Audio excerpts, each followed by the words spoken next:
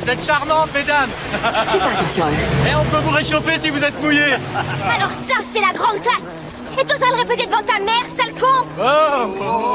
Tu peux pas laisser des mecs te parler comme ça, maman. Je suis restée figée, puis j'ai souri. Parce qu'en ce moment, elle me rappelait cette fille d'autrefois qui refusait de courber la tête. Tu t'es vue, Jane? Tu es une jeune fille libérée.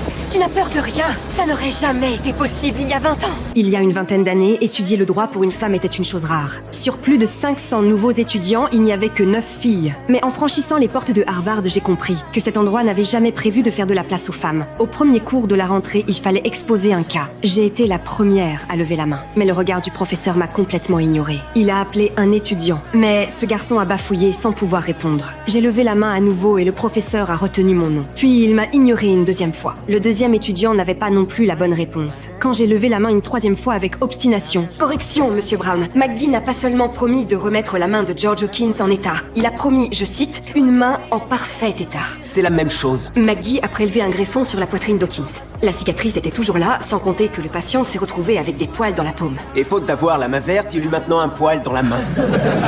La cour a refusé la demande d'indemnisation. Il a bien été indemnisé. La cour a indiqué... Je peux finir? Hawkins s'est vu refuser les dommages pour préjudice moral. La Cour suprême du New Hampshire a jugé que son indemnisation ne pouvait se baser que sur le respect du contrat. Était-ce une réponse, Madame Ginsburg, ou un exemple d'obstruction?